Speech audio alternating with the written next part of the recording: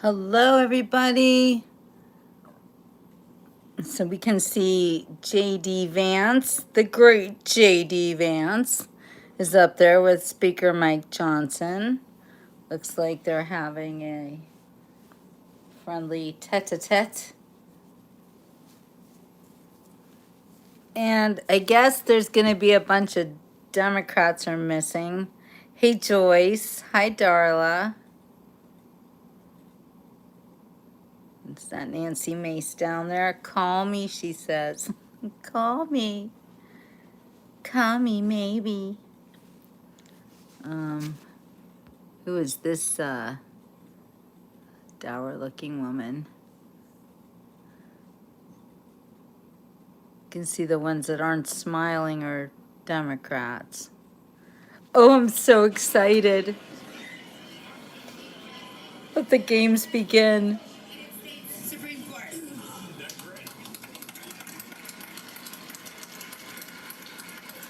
Woohoo! Hey, Spirit. Hey, Laura. My peeps are here.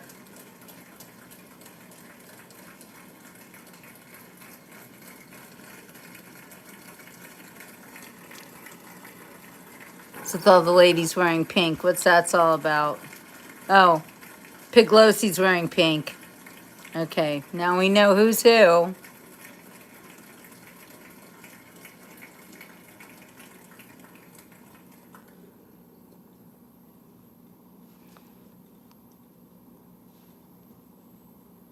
Klobuchar's wearing blue. She looks awfully happy. Obama 2.0 looks happy. Ooh, what's his name behind him? He looks nasty and mean.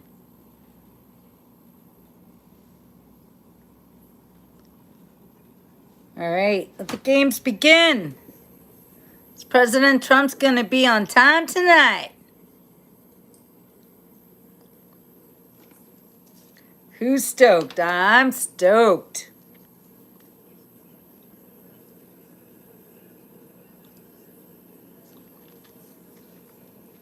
That's right. Hit that like button as you enter the room.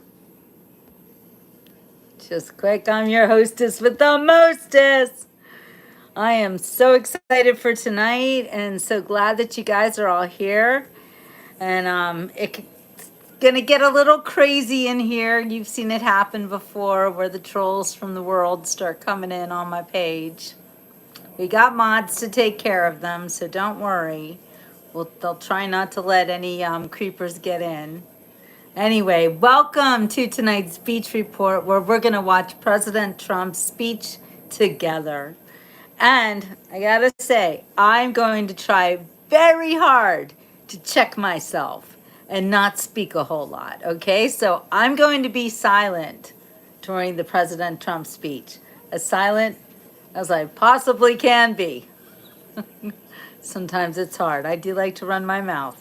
Anyway, you like my braid, Spirit? Anyway, all right, let's let the games begin. I noticed that a bunch of women are wearing pink tonight. Not sure what that signifies. If anybody knows, let me know. Hi, Deborah. Good to see you. Hello, Miguel.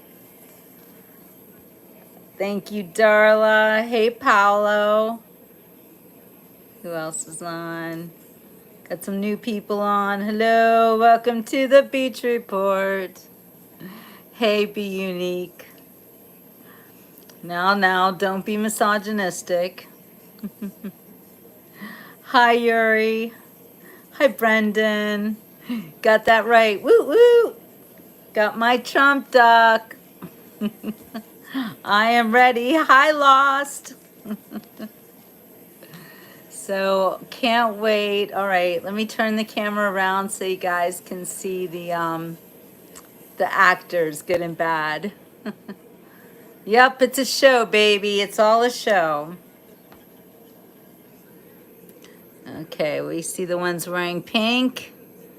Oh, is that Crazy Maisie? She's wearing pink? Yeah. Yeah, it looks like the opposition's all wearing pink tonight. I'm super stoked tonight, Lost. How are you?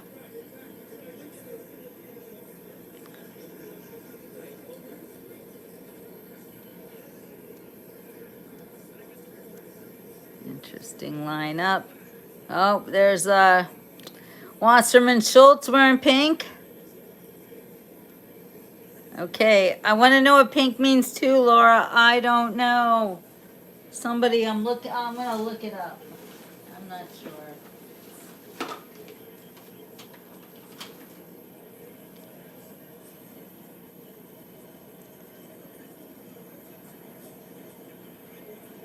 I don't have Grok on my other phone. Yeah, pink, some kind of protest. Let's look it up.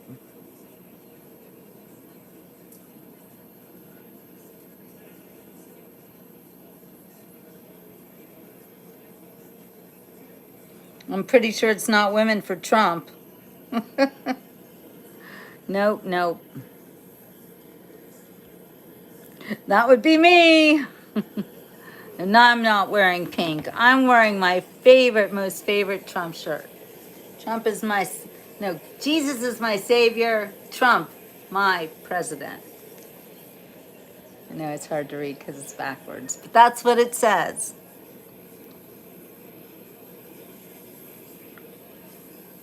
Hi, Deborah. Good to see you. Glad you're here.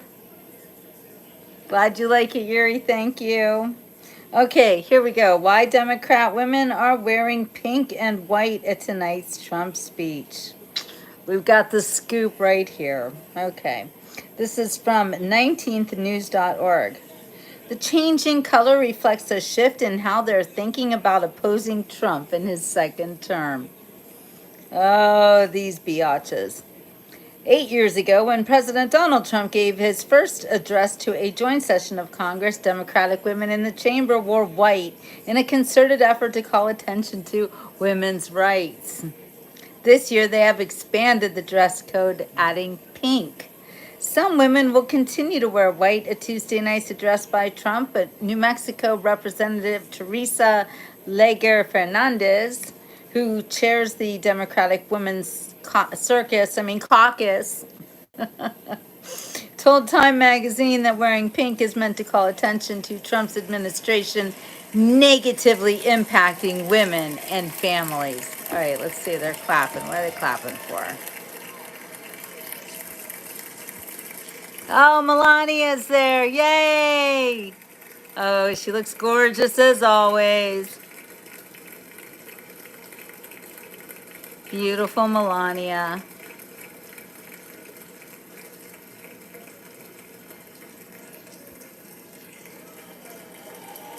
Oh, she's lovely. Most beautiful first lady ever. The woman is aging backwards.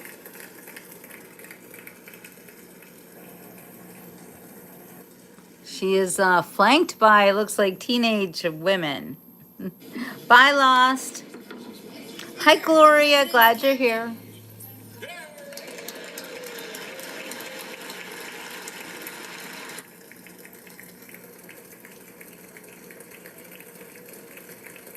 It looks like midgets are coming in. I'm sorry, it just looks like that. I guess they're down, everyone's up. It does look like, we represent the Lullaby League, the Lullaby League, the Lullaby League. Sorry. Yes, please post it on Facebook, Sleepy Z. Facebook hates me. I'm shadow banned there, so I could use your help. Definitely let everybody know. Hey, Gloria, post it on Facebook. Let them know. Come on over. It's Marco Rubio.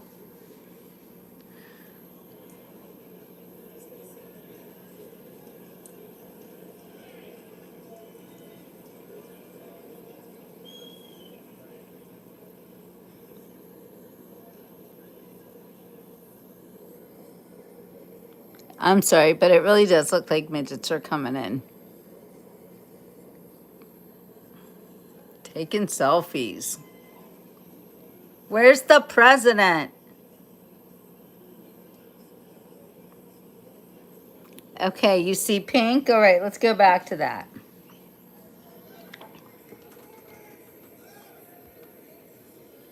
Alrighty then. Women are claiming pink as a color of protest, as a color of power. I thought red was power. And we are protesting what is happening right now, Leger Fernandez said during a news conference on Tuesday. Because she thinks President Trump is negatively impacting women and families. Oh, Sleepy, don't worry about Facebook. They can suck it. Women in Congress on the left have donned white almost every year since Trump's first term in honor of suffragists who fought to expand the right to vote a century ago. Yeah, because, we all lost the right to vote. Wait, did that happen? Did women lose the right to vote in America? Do you remember that happening? I really don't. Thank you, Gloria. Weird. Women in Congress on the left have donned what? Okay, every year. In 2018, some chose to wear black to reflect the Me Too movement. Oh, yes, of course. The choice to wear white mirrors other prominent politicians who wore the color during key moments. Geraldine Ferraro, oh, she was very successful, wore white when accepting her nomination as the first woman candidate for vice president in 1984. That didn't go very well, did it? As did the Hildebeest when accepting her party's presidential nomination in 2016. Should have been Bernie, should have been Bernie. On Tuesday night, tonight, the Democratic women's white and pink attire will once again draw a contrast with the typically dark suits in the rest of the chamber. Men in black, don't look back. The addition of pink to their now normal white is meant to reflect a shift in tone, according to Leger Fernandez. But the evening's bright colors come at a moment of friction between elected Democrats and their constituents. You think? Oh, Dems, do you still have anybody voting for you? What's going on? Oh, Sleepy, thank you very much about my teeth. Yeah. Well, you don't have to listen, Republic of wherever. Yeah, I do my thing. Don't worry, nobody stops me, Sleepy. I'm immune. Okay, so let's see what else. The evening's bright friction between elected Democrats and their constituents. A February Quinnipiac poll showed 68% of surveyed Americans, 63% of them women, disapprove of the way Democrats have handled their jobs in Congress. Oh, you think? They also found that Trump had a 60% disapproval rate among surveyed women. Those would be Democrat women, because every Republican woman that I am in contact with totally approves of President Trump. And then some. Yes, please speak English. We will occasionally entertain people who speak German, because I do also speak German. But please speak English when you are on the Beach Report. And if you speak German, don't worry. I will tell everyone what you are saying, if I know. Hey, Holly. Thank you, Talon. Ahead of Tuesday night's address, most Democrats say they want to be present in the chamber to show that the president still faces organized opposition from their party. Oh, that's wonderful. Keep on with that one, because most Americans are very pleased with the president who now stands up for us and faces down tyrants who would steal every penny we have. Just saying, just saying. Also, a president, by the way, who wants peace in the world. That's the president I want, the peaceful president, President Trump. Yes, Trump is also going to tell it like it is.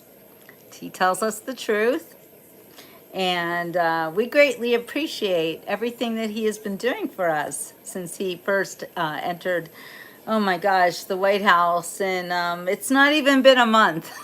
It's been glorious. Just the most exciting time ever. And watching him face down little Z, Not to be confused with Sleepy Z. All right, you got to go. Sleepy Z is sleepy. Good night, Sleepy. Glad you were here. Anyway, yes, I've been watching President Trump just tear it up and do everything he promised he would do as quickly as possible. It's very exciting. So, according to this article, there may be some protests during tonight's speech, or they just won't show up. Which, please don't show up. We really don't need it. Some members are bringing federal workers and military veterans recently laid off by the so-called. Boy, this ninthnews.org, they're not biased at all, right? So-called Department of Government Efficiency. Why is it so-called?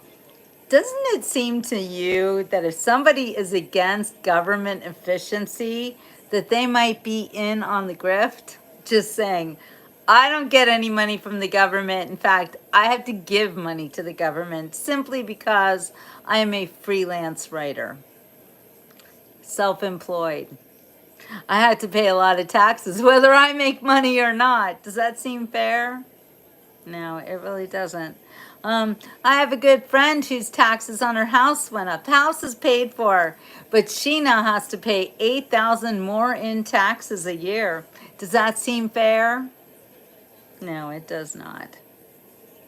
Not fair at all.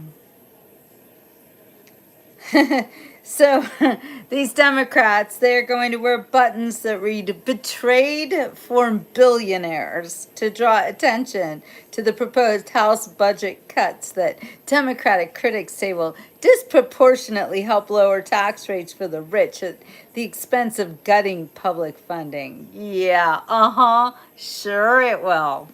You falling for that? I'm not falling for any of that crap. You know, it's so fun to go on X these days because you can clearly see that the tide has turned and everybody is against these, well, let's just call them rhinos and dinos, like the dinosaurs of Congress and the Senate.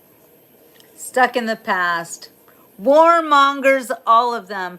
Wasn't it interesting how Lindsey Graham talked about how he was giving little Z advice?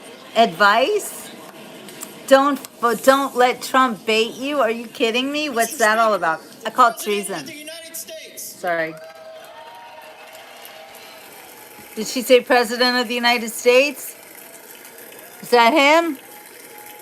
Dun dun dun dun dun dun dun dun dun dun dun.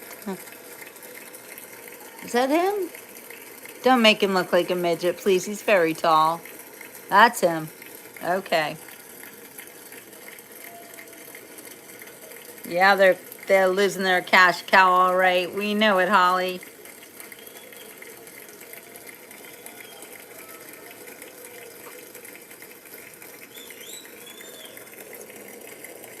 Who is that wearing pink and talking to President Trump like that? Who is that?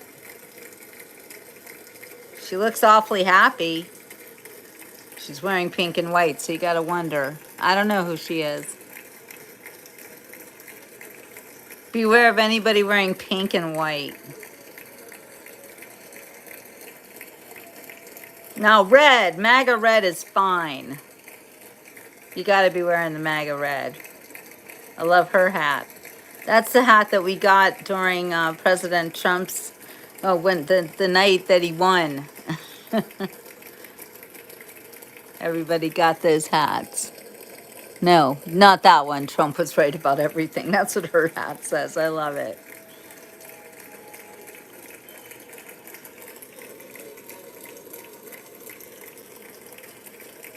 Yeah, that was not. Oh, Melania. Melania looks gorgeous tonight. And she's wearing white. Why are you wearing white? You gotta wear MAGA red.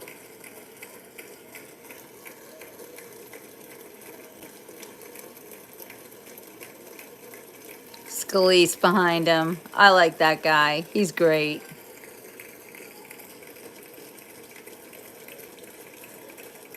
God bless him. He almost got killed by a crazy Bernie supporter.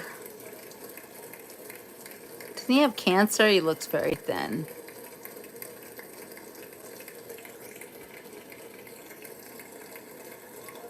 Oh, Schmucky. Schmucky looks mad. Schmucky looks PO'd like anything. Oh, man. He not happy. This is so great. Look at Marco. He looks like a bodyguard. Touch my president. My gang will get you.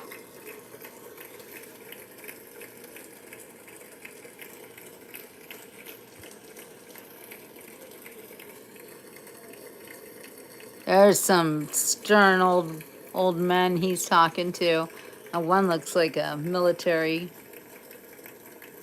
Those are judges. They look like judges. I don't know. That's not oh, the turtle. Was that the turtle? McConnell. I don't know. These are all military people. President Trump says hi to every one of them. Look at him. He's so friendly. USA, USA, USA, USA, USA, USA, USA, USA, USA, USA. This is so exciting. USA, USA, USA. Woo! All right, I'm going to try to be quiet. When President Trump talks, I'm going to zip it, okay? I promise. I'm going to try really, really super hard. Thank you, Gloria.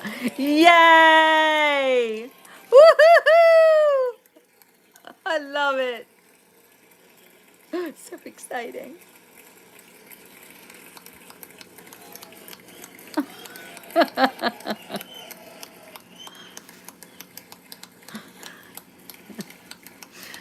And what? Most people don't want me to talk, darling. You're the only one who does. Look at President Trump. Oh, what a glorious day. I'm so happy. Oh, I'm going to cry.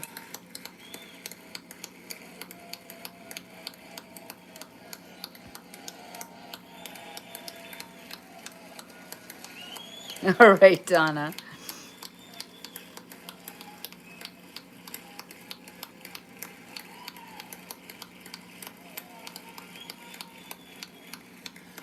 Oh, there he is. Oh my gosh. God bless you, President Trump. God bless you. God bless that man.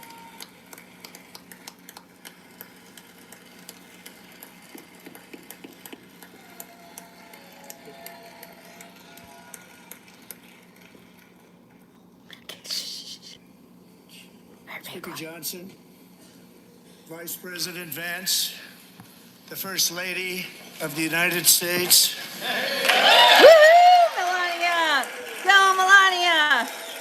Yay! Beautiful Melania. Gorgeous, gorgeous. Woohoo! Yay! She looks elegant as always. Yay for Melania. Members of the United States Congress, thank you very much. And to my fellow citizens, America is back. Woohoo! Sorry, guys. This is so exciting. Oh, my Lord. Look, the pink people are not clapping. They're mad that America's back. Can you even with that crap? USA, USA, USA, USA, USA, USA. Look at the pink people. They're so angry. 6 weeks ago, I stood beneath Hi, the Lee. dome of this Capitol and proclaimed the dawn of the golden age of America. From that moment on, it has been nothing but swift and unrelenting action to usher in the greatest and most successful era in the history of our country. We have accomplished more in 43 days than most administrations accomplished in 4 years or 8 years, and we are just getting started. Wow! Yes! Woohoo! I'm so excited. Oh!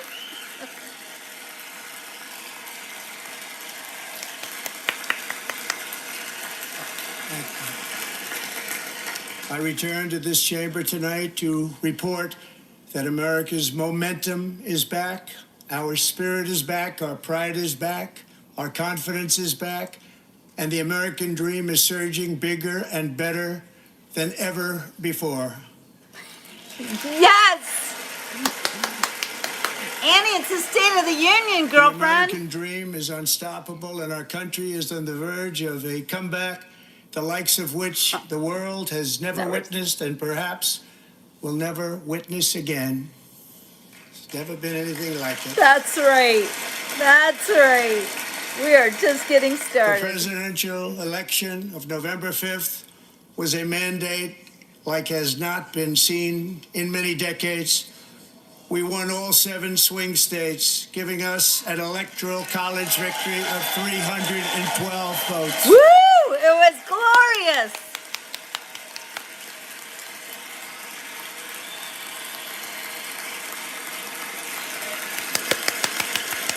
Woohoo! We won the popular vote by big numbers and won counties in our country. Got that right, Lee. Oh, look, they're mad.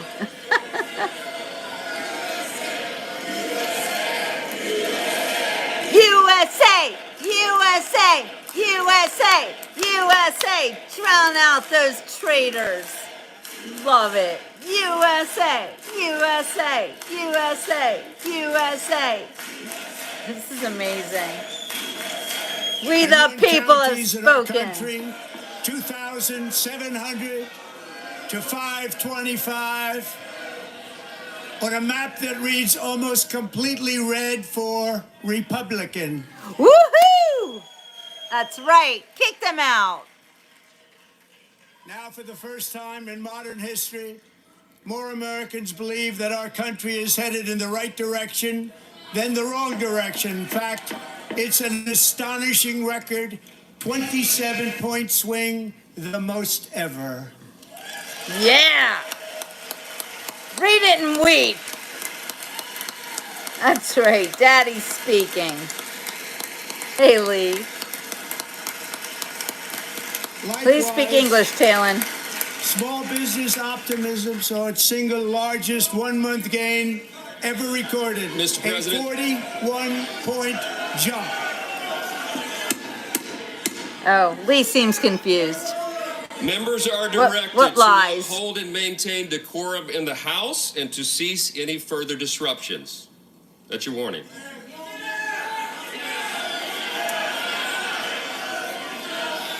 Members are engaging in willful and continuing breach of decorum, and the chair is prepared to direct the Yeah, Sergeant at Arms Wasserman to Schultz. restore order to the joint session. That's right.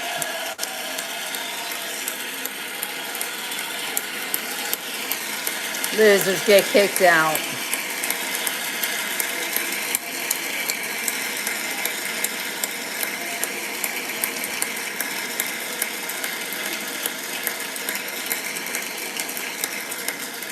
Mr. Green, take your seat. Take your seat, sir. Take your seat. Oh, sit down, old man.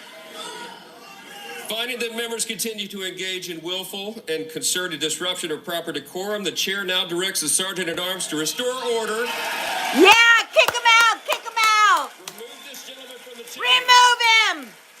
Send him packing. Get out of here. Sorry, guys. I know I'm loud. Sorry. Get out, old man. You old racist. Look at Wasserman Schultz. What a loser. What a dumpling.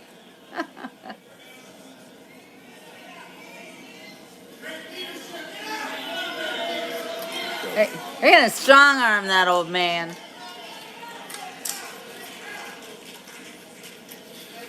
Members are directed to uphold and maintain decorum in the House.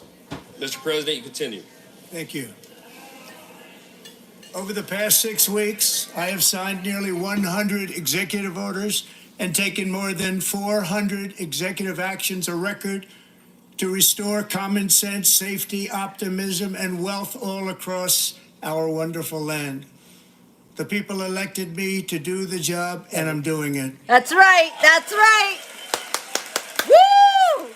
Promises made, promises kept. Fafo indeed.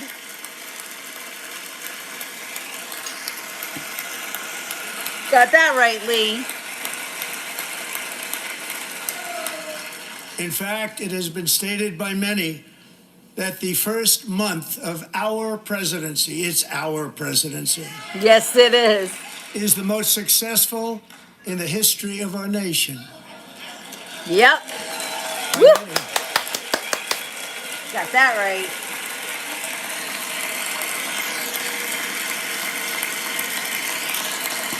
And what makes it even more impressive is that, do you know who number 2 is? George Washington. How about that? How about that? I don't know about that list, but we'll take it. Within hours of taking the oath of office, I declared a national emergency on our southern border, and I deployed the U.S. military and Border Patrol to repel the invasion of our country. And what a job they've done. As a result, illegal border crossings last month were by far the lowest ever recorded, ever. Yep, that's what we hired you for. Thank you. Thank you very much. There's RFK Jr., Tulsi Gabbard. They heard my God, they're on our words and side. they chose not to come. Much easier that way. In comparison, under Joe Biden, the worst president in American history, there were hundreds of thousands of illegal crossings a month, and virtually all of them, including murderers, drug dealers, gang members, and people from mental institutions and insane asylums, were released into our country. Who would want to do that? This is my 5th such speech to Congress. And once again, I look at the Democrats in front of me, and I realize there is absolutely nothing I can say to make them happy or to make them stand or smile or applaud. Nothing I can do. I could find a cure to the most devastating disease, a disease that would wipe out entire nations, or announce the answers to the greatest economy in history, or the stoppage of crime to the lowest levels ever recorded. And these people sitting right here will not clap, will not stand, and certainly will not cheer for these astronomical achievements. They won't do it, no matter what. Five times I've been up here. It's very sad, and it just shouldn't be this way. He's right. Look at Piglosi. Look at Crockett of Poop. What's that? Save Medicaid. Oh, yeah, right. Protect hitmen. Yeah, protect hitmen. So Democrats sitting before me, for just this one night, why not join us in celebrating so many incredible wins for America? For the good of our nation, let's work together and let's truly make America great again. Woo! Yeah, here's a sign for you. MAGA.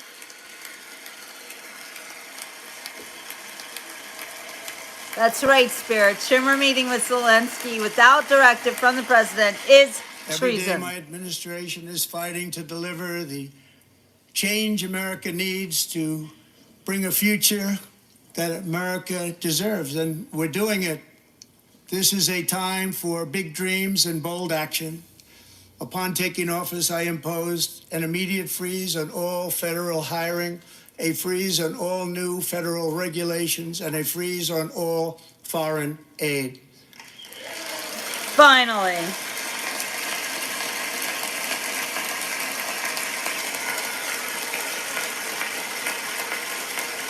I terminated the ridiculous Green New Scam. I withdrew from the unfair Paris Climate Accord, which was costing us trillions of dollars. Amen to Other that. countries were not paying. I withdrew from the corrupt World Health Organization. Thank God. And I also withdrew from the anti-American UN Human Rights Council.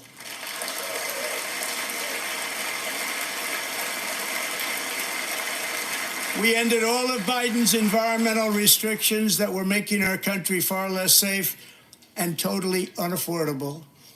And importantly, we ended the last administration's insane electric vehicle mandate, saving our auto workers and companies from economic destruction.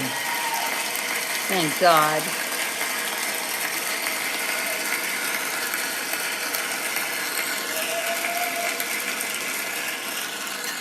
To unshackle our economy, I have directed that for every one new regulation, 10 old regulations must be eliminated, just like I did in my very successful first term.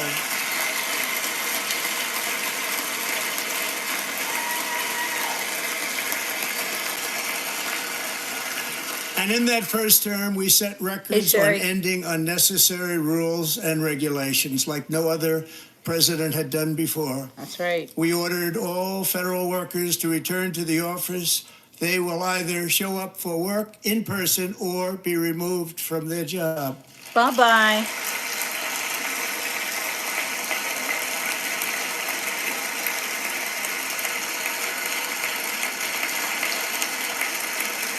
And we've ended weaponized government where, as an example, a sitting president is allowed to viciously prosecute his political opponent, like me.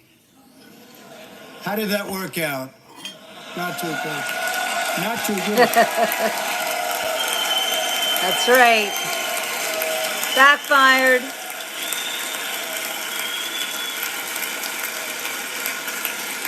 This is the Associated Press. And I have stopped all government censorship and brought back free speech in America. It's back. Except for on Facebook. Look, the Democrats hate free speech. And 2 days ago, I signed an order making English the official language of the United States of America. Thank God.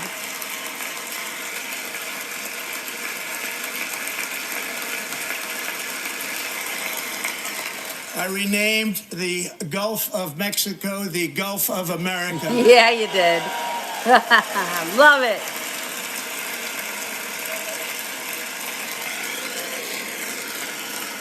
And likewise, I renamed, for a great president, William McKinley, Mount McKinley again. Oh, look, somebody stupid's on. Beautiful Alaska. We love Alaska. We've ended the tyranny of so-called diversity, equity, and inclusion policies all across the entire federal government and indeed the private sector and our military. Oh, thank God. And our country will be woke no longer.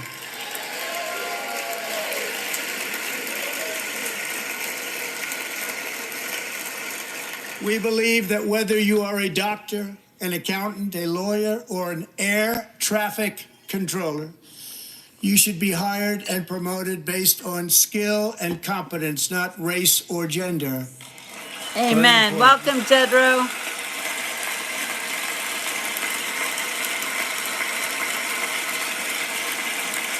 You should be hired based on merit.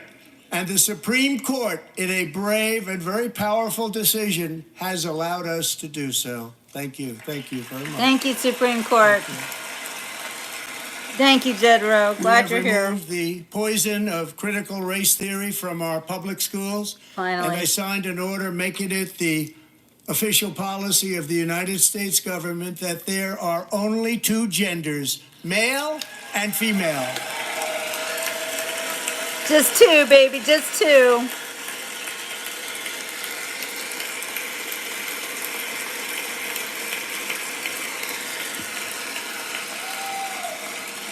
Boys out of also women's signed sports. an executive order to ban men from playing in women's sports. You know it. Get them out. Cheaters. They are cheaters. 3 years ago, Peyton McNabb was an all-star high school athlete, one of the best, preparing for a future in college sports. But when her girls' volleyball match was invaded by a male, he smashed the ball so hard in Peyton's face, causing traumatic brain injury, partially paralyzing her right side and ending her athletic career. It was a shot like she's never seen before. She's never seen anything like it. Peyton is here tonight in the gallery, and Peyton, from now on, schools will kick the men off the girls' team, or they will lose all federal funding.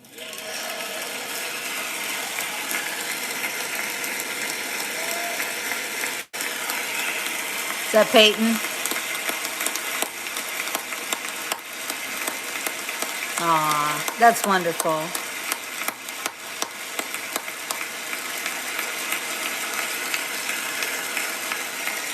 Oh, thank you, President Trump. And if you really want to see numbers, just take a look at what happened in the women's boxing, weightlifting, track and field, swimming, or cycling, where a male recently finished a long-distance race 5 hours and 14 minutes ahead of a woman for a new record That's by insane. 5 hours. Broke the record by 5 hours. It's demeaning for women, and it's very bad for our country. We're not going to put up with it any longer.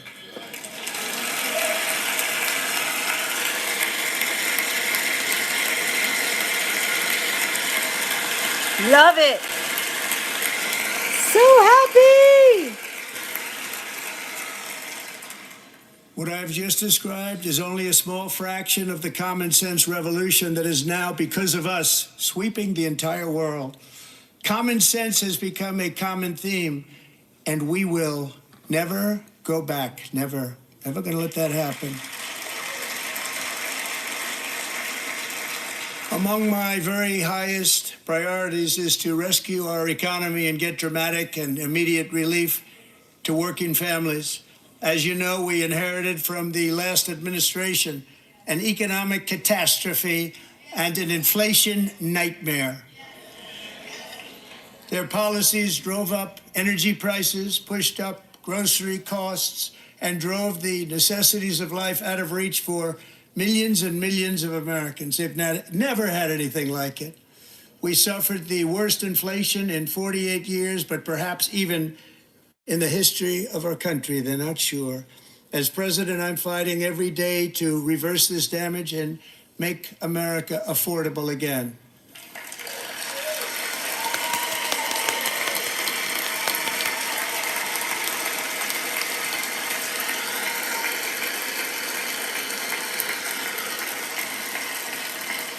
Joe Biden especially let the price of eggs get out of control.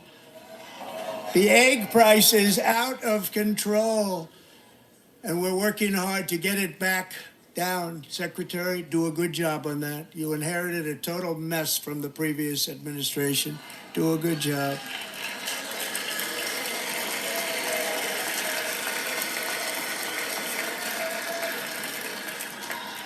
A major focus of our fight to defeat inflation is rapidly reducing the cost of energy. The previous administration cut the number of new oil and gas leases by 95%, slowed pipeline construction to a halt, and closed more than 100 power plants. We are opening up many of those power plants right now.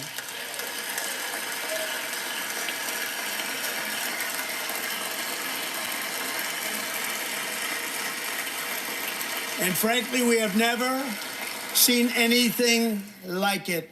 That's why on my first day in office, I declared a national energy emergency. As you've heard me say many times, we have more liquid gold under our feet than any nation on earth, and by far. And now I fully authorize the most talented team ever assembled to go and get it. It's called Drill, Baby, Drill. Drill, baby, drill. Drill, baby, drill.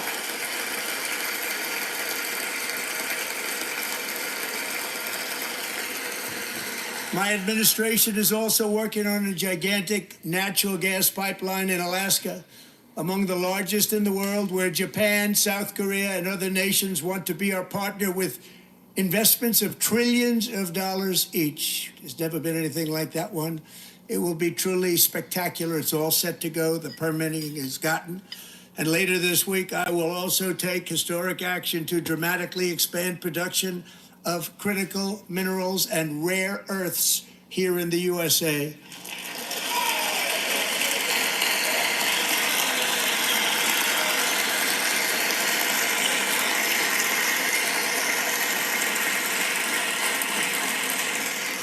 To further combat inflation, we will not only be reducing the cost of energy, but will be ending the flagrant waste of taxpayer dollars.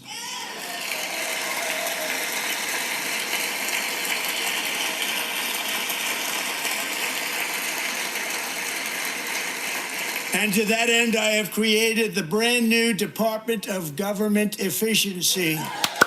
DOGE. Yeah. Woo. Yeah. Woohoo! Go Doge, go Doge, woo! Which is headed by Elon. Yes, Musk, Elon! who's in the gallery Woo, tonight. Elon! Yeah! Woo! Yay, Elon!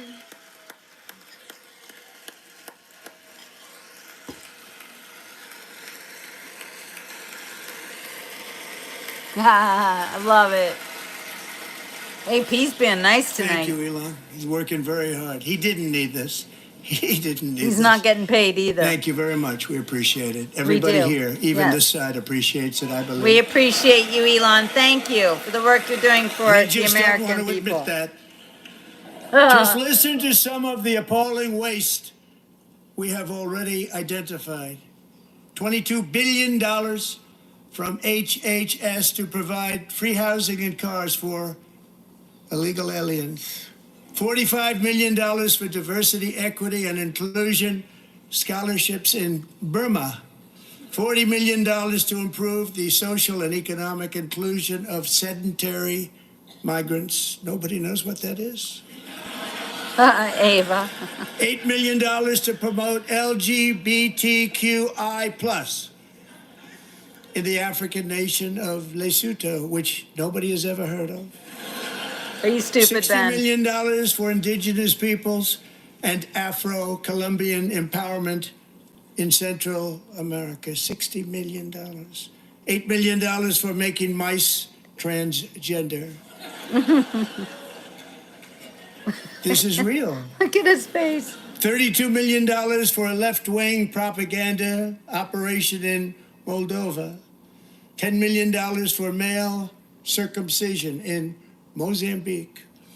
$20 million for the Arab Sesame Street in the Middle East. It's a program. $20 million for a program. $1.9 billion to recently created Decarbonization of Homes Committee, headed up, and we know she's involved. Just at the last moment, the money was passed over by a woman named Stacey Abrams. Have you ever heard of her? She there A tonight? $3.5 million consulting contract for lavish fish monitoring. $1.5 million for voter confidence in Liberia. $14 million for social cohesion in Mali. $59 million for illegal alien hotel rooms in New York City. Ew. He's a real estate developer. He's done very well. $250,000 to increase vegan local climate action innovation in Zambia. $42 million for social and behavior change in Uganda. Hey, hippie. $14 million for improving public procurement in Serbia. $47 million for improving learning outcomes in Asia. Asia's doing very well with learning. Yeah, You know right. what we're doing. Should use it ourselves. $101 million for DEI contracts at the Department of Education, the most ever paid. Nothing even like it. Under the Trump administration, all of these scams, and they're far worse, but I didn't think it was appropriate to talk about them. They're so bad. Many more have been found out and exposed and swiftly terminated by a group of very intelligent, mostly young people, headed up by Elon, and we appreciate it. We found hundreds Sure of do. billions of dollars of fraud. Woo! Get rid of that fraud.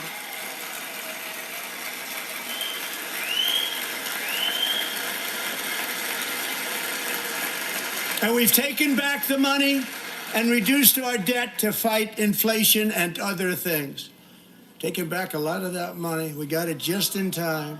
This is just the beginning. The Government Accountability Office, a federal government office, has estimated annual fraud of over $500 billion in our nation. That's crazy. And we are working very hard to stop it. We're going to. We're also identifying shocking levels of incompetence and probable fraud in the Social Security program for our seniors, and that our seniors and people that we love rely on. Believe it or not, government databases list 4.7 million Social Security members from people aged 100 to 109 years old. Waste, fraud, and abuse. Thank you, Ava. It lists 3.6 million Welcome. people from ages 110 to 119. I don't know any of them. I know some people that are rather elderly, but not quite that elderly. 3.47 million people from ages 120 to 129. Got that right, Sharon. 3.9 million people from ages 130 to 139. Someone's using that money. 3.5 million people from ages Thanks, Hippie J. 140 to 149. And money is being paid to many of them, and we're searching right now. In fact, Pam, good luck. Right, Good Spirit. luck. You're going to find it. But a lot of money is paid out to people because it just keeps getting paid, and nobody does, and it really hurts Holly. Social Security and hurts our country. 1.3 million people from ages 150 to 159, and over 130,000 people, according to the Social Security databases, are age over 160 years old. Ava, We you know have how a healthier Biden's a country than I thought, multi-millionaire. Bobby.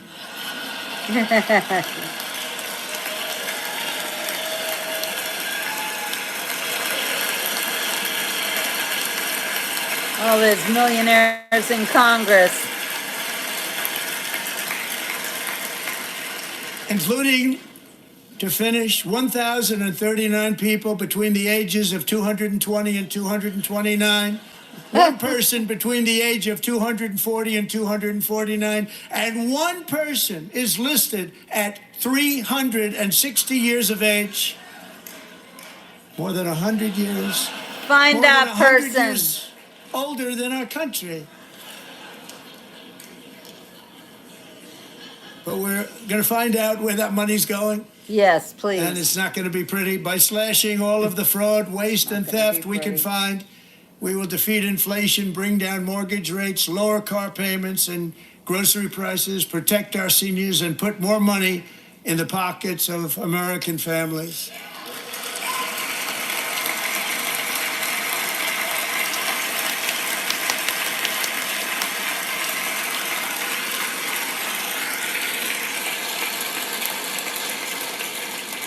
And today, interest rates took a beautiful drop, big, beautiful drop. It's about time. And in the near future, I want to do what has not been done in 24 years, balance the federal budget. We're going to balance it. Pay the American people back what you owe them.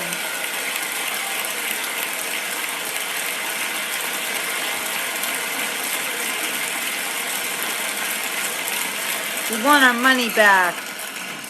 With that goal in mind, we have developed in great detail what we are calling the Gold Card, which goes on sale very, very soon. I love For this idea. $5 million, we will allow the most successful job-creating people from all over the world to buy a path to U.S. citizenship. It's like the green card, but better and more sophisticated.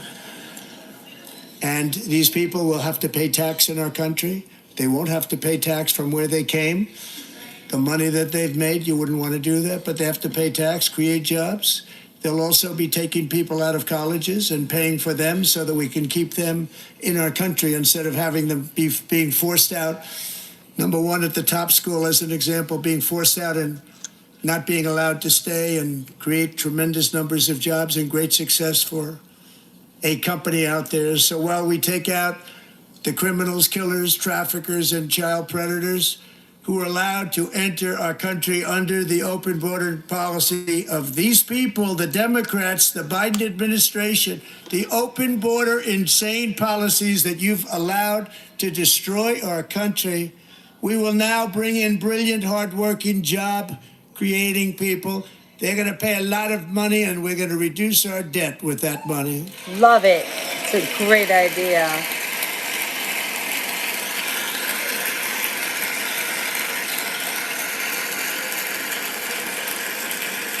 Americans have given us a mandate for bold and profound change.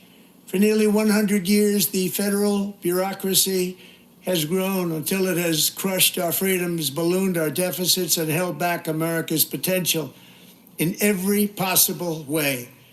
The nation founded by pioneers and risk takers now drowns under millions and millions of pages of regulations and debt.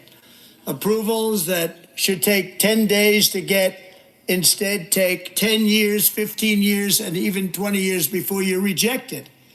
Meanwhile, we have hundreds of thousands of federal workers who have not been showing up to work. My administration will reclaim power from this unaccountable bureaucracy, and we will restore true democracy to America again.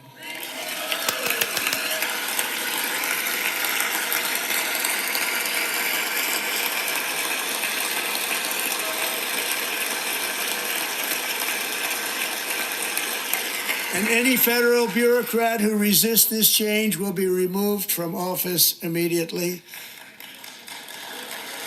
Because we are draining the swamp. It's very simple. Drain and the the days swamp. of rule by unelected bureaucrats are over. Yeah. Woohoo! Trump Duck loves that.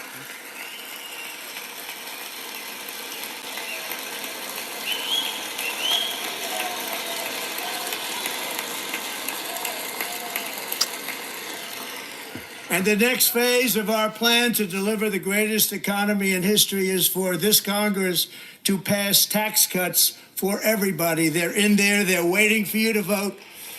And I'm sure that the people on my right, I don't mean the Republican right, but my right here, I'm sure you're going to vote for those tax cuts, because otherwise I don't believe the people will ever vote you into office. So I'm doing you a big favor by telling you that. Oh. But I know this group is going to be voting for the tax. Yeah. Woohoo!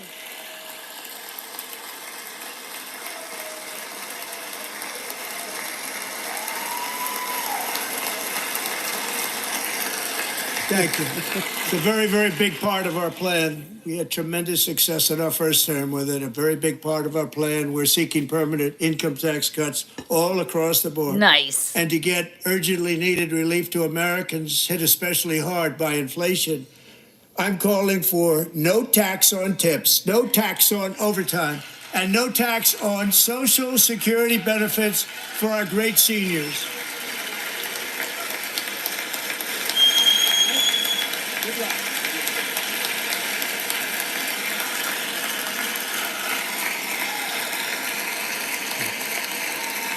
Dem seems so angry about it. And I also want to make interest payments on car loans tax deductible, but only if the car is made in America. Nice. Buy American made. Sell your foreign cars and buy American made ones. And by the way, we're going to have growth in the auto industry like nobody's ever seen. Plants are opening up all over the place. Deals are being made. Never seen. That's a combination of the election win and tariffs. It's a beautiful word, isn't it? That, along with our other policies, will allow our auto industry to absolutely boom. It's going to boom. Spoke to the majors today, all three, the top people, and they're so excited. In fact, already numerous car companies have announced that they will be building massive automobile plants in America, with Honda just announcing a new plant in Indiana, one of the largest anywhere in the world. Fantastic. Winning! Winning! And this has taken place since our great victory on November 5th, a date which will hopefully go down as one of the most important in the history of our country. Facts. Yeah, he looks over at the Dems. In addition, as part of our tax cuts, we want to cut taxes on domestic production and all manufacturing. And just as we did before, we will provide 100% expensing. It will be retroactive to January 20th, 2025. Wow. And it was one of the main reasons why our tax cuts were so successful in our first term, giving us the most successful economy in the history of our country. First term. We had a great first term.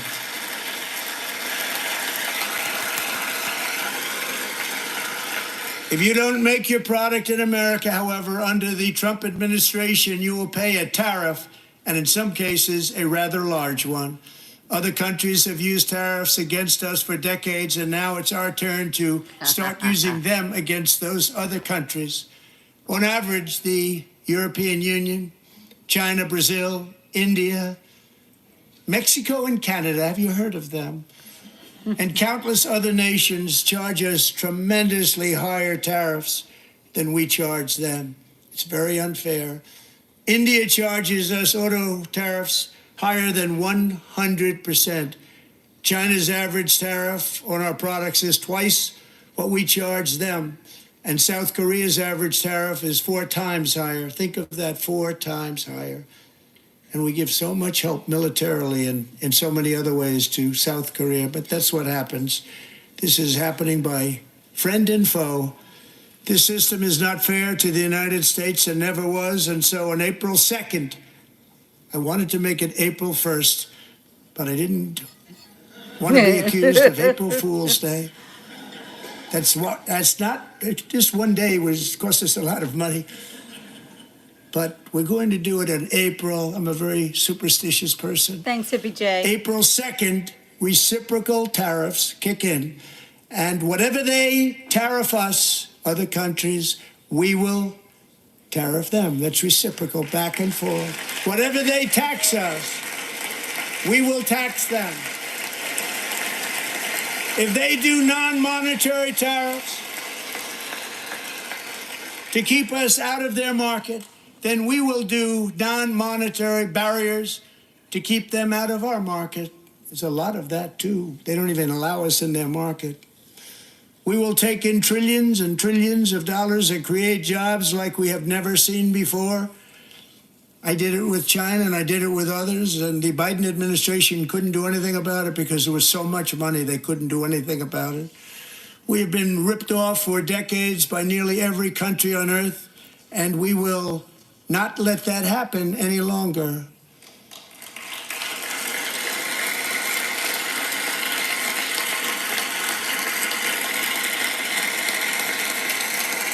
Much has been said over the last 3 months about Mexico and Canada, but we have very large deficits with both of them. But even more importantly, they've allowed fentanyl to come into our country at levels never seen before, killing hundreds of thousands of our citizens and many very young, beautiful people, destroying families.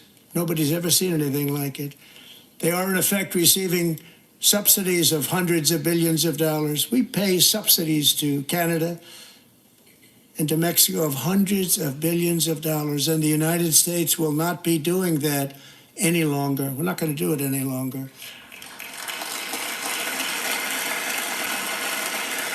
Thanks to our America First policies we're putting into place, we have had $1.7 trillion of new investment in America in just the past few weeks. The combination of the election and our economic policies that people of SoftBank, one of the most brilliant anywhere in the world, announced a $200 billion investment. OpenAI and Oracle, Larry Ellison, announced $500 billion investment, which they wouldn't have done if Kamala had won. Apple Facts. announced $500 billion investment. Tim Cook called me. He said, I cannot spend it fast enough. It's going to be much higher than that, I believe. They'll be building their plants here instead of in China. And just yesterday, Taiwan Semiconductor, the biggest in the world, most powerful in the world, has a tremendous amount, 97% of the market, announced a $165 billion investment to build the most powerful chips on earth right here in the USA.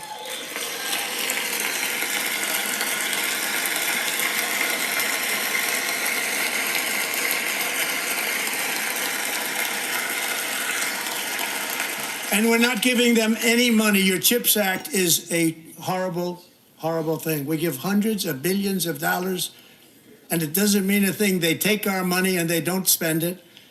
All that meant to them, we're giving them no money. All that was important to them was they didn't want to pay the tariffs, so they came and they're building, and many other companies are coming. We don't have to give them money. We just want to protect our businesses and our people.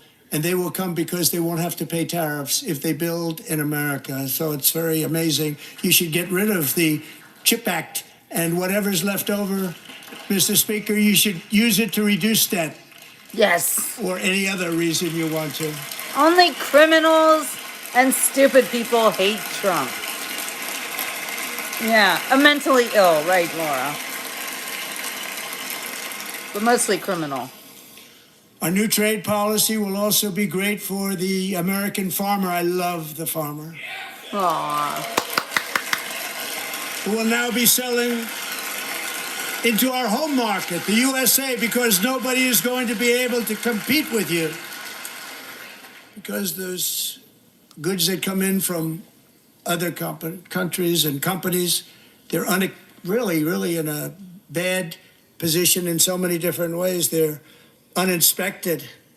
They may be very dirty and disgusting, and they come in and they pour in, and they hurt our American farmers. The tariffs will go on agricultural product coming into America, and our farmers, starting on April 2nd, it may be a little bit of an adjustment period. We had that before when I made the deal with China, $50 billion of purchases, and I said, just bear with me, and they did. They did. Probably have to bear with me again, and this will be even better. That was great.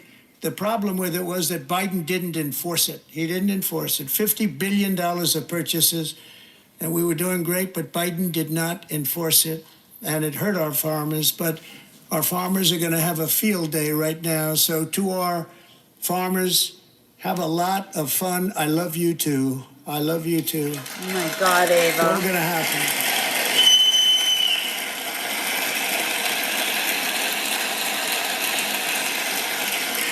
And I have also imposed a 25% tariff on foreign aluminum, copper, lumber, and steel, because if we don't have, as an example, steel and lots of other things, we don't have a military, and frankly, we just won't have a country very long. Here today is a proud American steelworker, fantastic person from Decatur, Alabama, Jeff Denard. Has been working at the same steel plant for 27 years in a job that has allowed him to serve as the captain of his local volunteer fire department, raise 7 children with his beautiful wife, Nicole, and over the years provide a loving home for more than 40 foster children. So Aww. Great job. That's wonderful. President Trump always points out other people. Thank you. Wonderful. Thank you. Thank you, Jeff.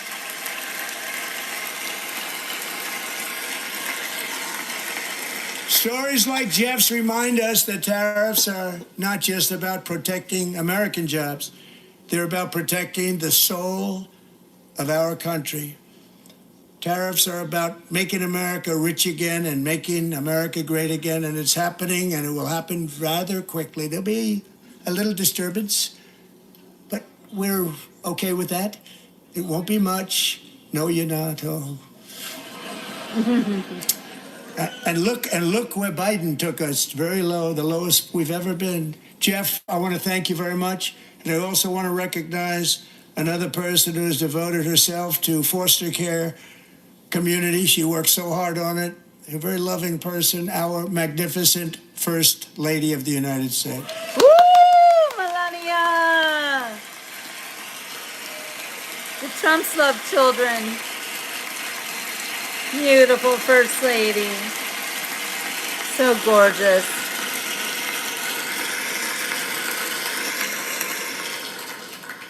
Melania's work has yielded incredible results, helping prepare our nation's future leaders as they enter the workforce. Our First Lady is joined by two impressive young women, very impressive. Haley Ferguson, who benefited from the First Lady's Fostering the Future initiative and is poised to complete her education and become a teacher. And Elliston Berry, who became a victim of an illicit deepfake image produced by a peer. Wow. With Elliston's help, the Senate just passed the Take It Down Act, and this is so important. Thank you very much, John. That's amazing. John, thank you. Stand up, John. Thank you, John. Thank you. Thank you all very much.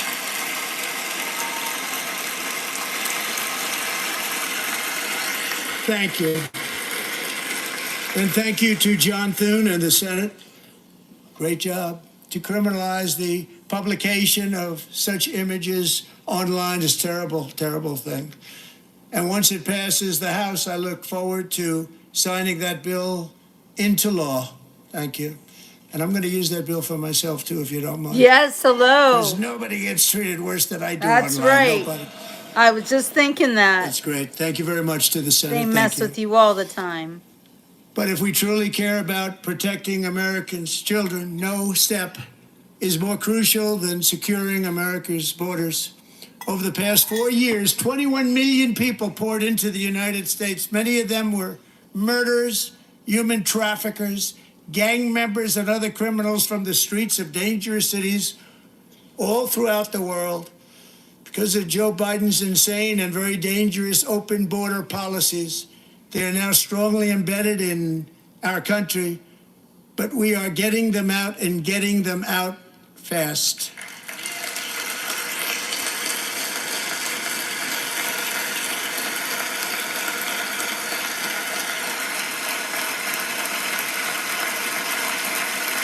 And I want to thank Tom Homan and Christy. I want to thank you and Paul of Border Patrol. I want to thank you. What a job they've all done. Everybody, Border Patrol, ICE, law enforcement in general is incredible. We have to take care of our law enforcement. Have to.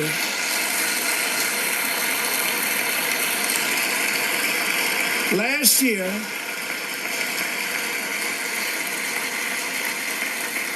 a brilliant 22-year-old nursing student named Laken Riley, the best in her class, admired by everybody, went out for a jog on the campus of the University of Georgia. That morning, Laken was viciously attacked, assaulted, beaten, brutalized, and horrifically murdered. Laken was stolen from us by a savage illegal alien gang member who was arrested while trespassing across Biden's open southern border and then set loose into the United States under the heartless policies of that failed administration. It was indeed a failed administration. He had then been arrested and released in a Democrat-run sanctuary city, a disaster, before ending the life of this beautiful young angel. With us this evening are Lakin's beloved mother, Allison, and her sister, Lauren.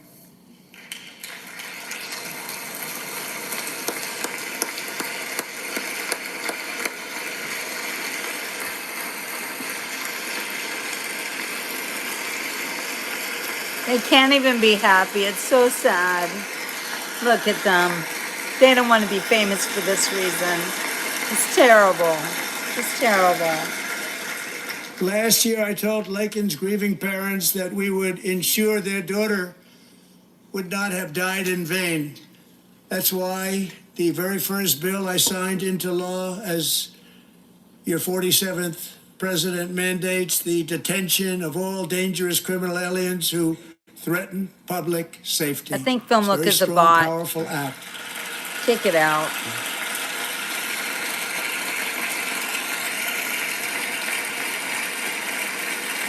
Look at those Dems.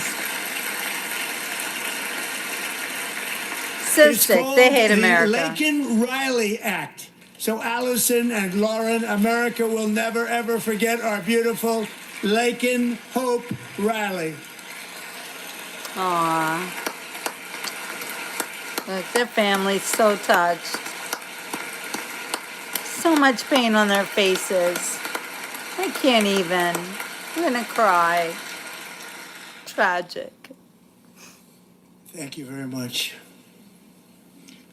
Since taking office, my administration has launched the most sweeping border and immigration crackdown in American history, and we quickly achieved the lowest numbers of illegal border crossers ever recorded. Thank you.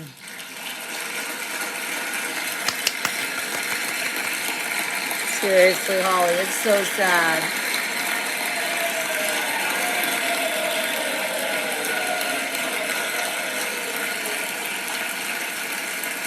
The media and our friends in the Democrat Party kept saying we needed new legislation. We must have legislation to secure the border. But it turned out that all we really needed was a new president. Yeah! Woohoo!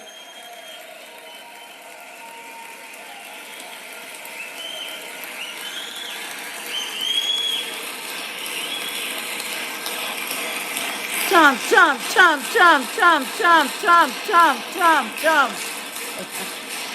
I love it. I love it. Thank you.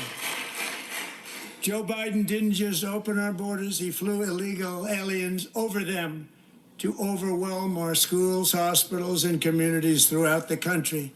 Entire towns like Aurora, Colorado, and Springfield, Ohio, buckled under the weight of the migrant occupation and corruption like nobody's ever seen before. Beautiful towns destroyed.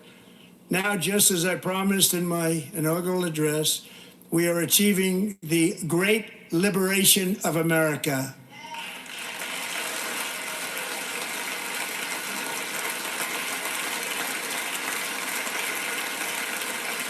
But there still is much work to be done. Here tonight is a woman I have gotten to know, Alexis Nungari from Houston.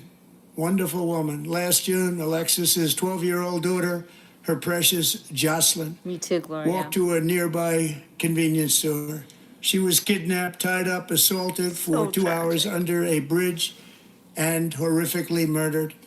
Arrested and charged with this heinous crime are two illegal alien monsters from Venezuela, released into America by the last administration through their ridiculous open border. The death of this beautiful 12-year-old girl and the agony of her mother and family touched our entire nation greatly. Alexis, I promised that we would always remember your daughter, your magnificent daughter, and earlier tonight I signed an order keeping my word to you. One thing I have learned about Joselyn is that she loved animals so much. She loved nature.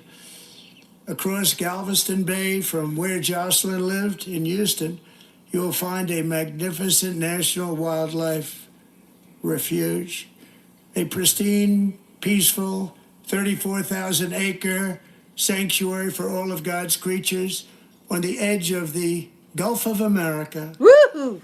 Alexis, moments ago, I formally renamed that refuge in loving memory of your beautiful daughter, Joselyn.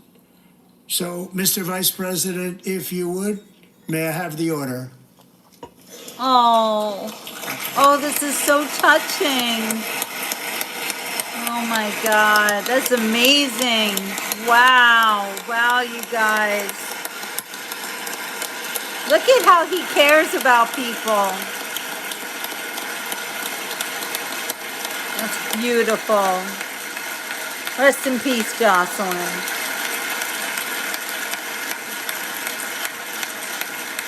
Oh, look, again, so much Thank you very much. sadness. All three So savages sad. charged with Joselyn and Me too, Lakin's Sherry. murders were members of the Venezuelan prison gang, the toughest gang, they say, in the world, known as Tren de Aragua. 2 weeks ago, I officially designated this gang, along with MS-13 and the bloodthirsty Mexican drug cartels, as foreign terrorist organizations. Thank you.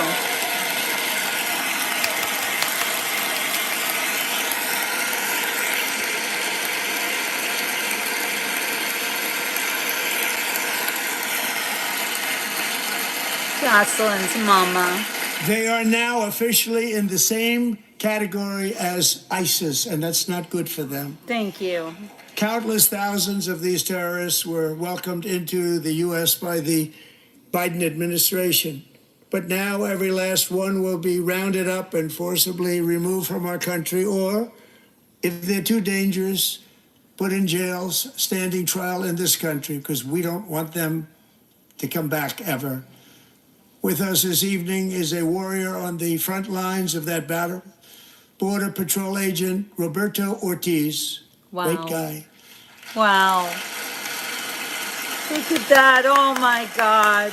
Oh my God. This is amazing. Thank you, Border Patrol Ortiz. Oh my God. So amazing. I knew I was going to cry tonight. Tears are flowing.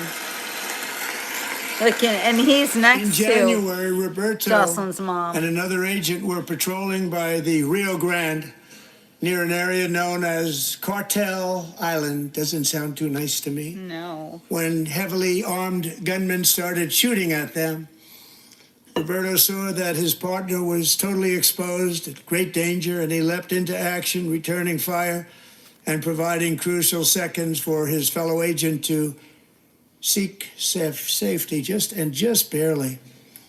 I have some of the prints of that event, and it was not good. Agent Ortiz, we salute you for your great courage and for your line of fire that you took and for the bravery that you showed. We honor you, and we will always honor you. Thank you, Roberto, very much. Thank you.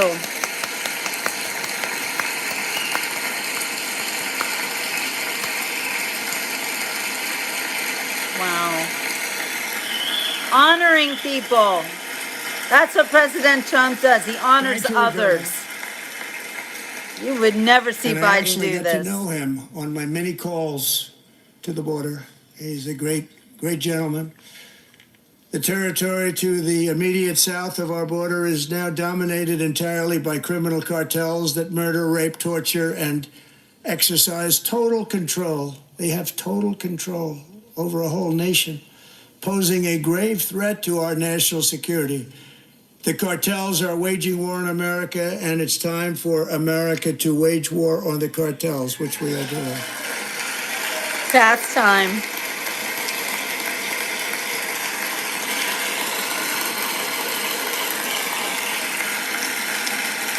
Five nights ago, Mexican authorities, because of our tariff policies being imposed on them, think of this, handed over to us 29 of the biggest cartel leaders in their country. That has never happened before. They want to make us happy. First time ever.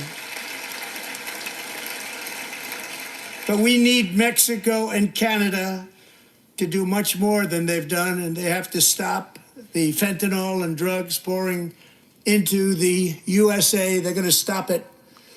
I have sent Congress a detailed funding request laying out exactly how we will eliminate these threats to protect our homeland and complete the largest deportation operation in American history, larger even than current record holder, President Dwight D. Eisenhower, a moderate man, but someone who believed very strongly in borders. Americans expect Congress to send me this funding without delay so I can sign it into law. So, Mr. Speaker, John Thune, both of you, I hope you're going to be able to do that, Mr. Speaker. Thank you. Mr. Leader, thank you. Thank you very much. And let's get it to me. I'll sign it so fast, you won't even believe it.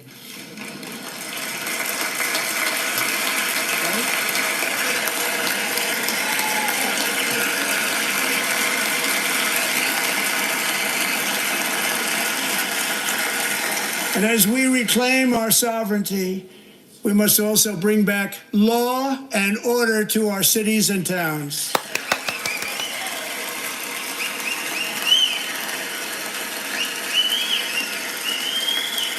In recent years, our justice system has been turned upside down by radical left lunatics. Many jurisdictions virtually ceased enforcing the law against dangerous repeat offenders while weaponizing law enforcement against political opponents like me. Yeah. My administration has acted swiftly and decisively to restore fair, equal, and impartial justice under the constitutional rule of law, starting at the FBI and the DOJ. Pam, good luck. Cash, wherever you may be, good luck. Go get him. Pam Bond. Good luck. So important. Going to do a great job. Cash, thank you. Thank you, Cash. Thank you. Thank you, Cash Patel. They've already started very strong. They're going to do a fantastic job. You're going to be very proud of them. We're also once again giving our police officers the support, protection, and respect they so dearly deserve. They have to get it. They have such a hard, dangerous job, but we're going to make it less dangerous. The problem is the bad guys don't respect the law, but they're starting to respect it, and they soon will respect it. This also includes our great fire departments throughout the country. Our firemen and women are unbelievable people, and we'll never forget them. And besides that, they voted for me in record numbers, so I have no choice. Woohoo! Oh, look how angry those Dems are. Angry, angry people. 1 year ago this So month, mad. 31-year-old New York police officer Jonathan Diller, unbelievably wonderful person and a great officer, was gunned down at a traffic stop on Long Island. I went to his funeral. The vicious criminal charged with his murder had 21 prior arrests, and they were rough arrests, too. He was a real bad one. The thug in the seat next to him had 14 prior arrests and went by the name of Killer. He was Killer. He killed other people, they say, a lot of them. I attended Officer Diller's service, and when I met his wife and one-year-old son, Ryan, it was very inspirational, actually. His widow's name is Stephanie, and she is here tonight. Stephanie, thank you very much, Stephanie. Wow. Thank you very much. Another poor woman. Sadness. It's so sad. Can you imagine being recognized under these circumstances? It's so hard. Makes me want to cry again. Stephanie, we're going to make sure that Ryan knows his dad was a true hero, Aw. New York's finest. He's a little baby. And we're going to get these cold-blooded killers and repeat offenders off our streets, and we're going to do it fast. Got to stop it. They get out with 28 arrests. They push people into subway trains. They hit people over the head, back of the head with baseball bats. We got to get them out of here. I've already signed an executive order requiring a mandatory death penalty for anyone who murders a police officer. And tonight I'm asking Congress to pass that policy into permanent law. Came too late for her husband. So sad.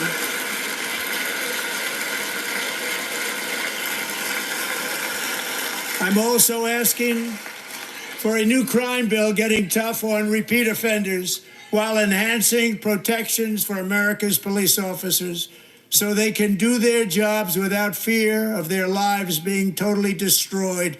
They don't want to be killed. We're not going to let them be killed. Joining us in the gallery tonight is a young man who truly loves our police. His name is DJ Daniel. He is 13 years old, and he has always dreamed of becoming a police officer. Oh, 13 years old. Oh, look at him. Oh, precious little boy. Oh, my gosh. Oh, wonderful. Oh, so cute.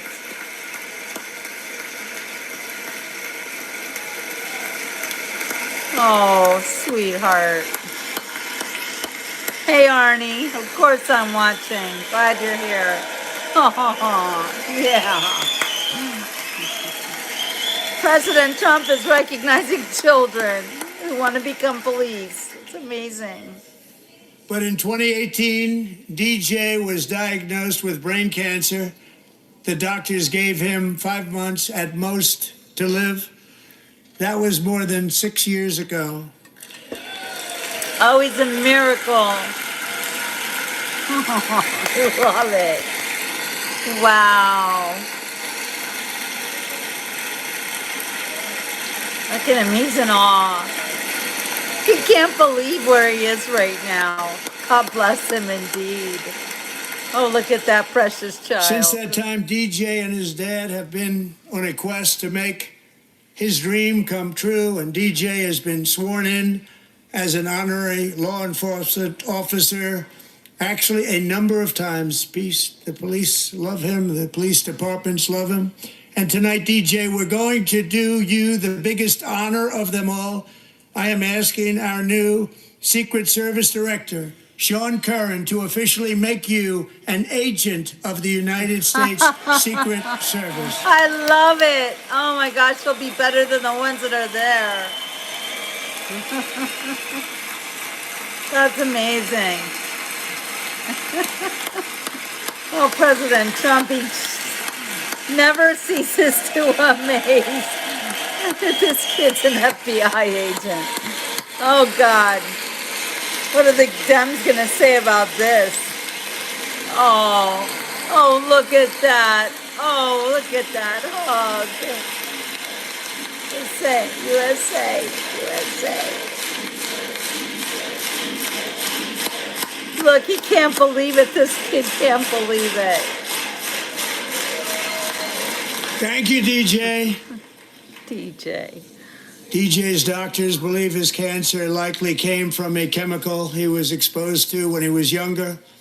Since 1975, rates of child cancer have increased by more than 40%. Horrible. Reversing this trend is one of the top priorities for our new presidential commission to make America healthy again, chaired by our new Secretary of Health and Human Services, Robert F. Kennedy Jr. Woo! Yeah, RFK. Yes.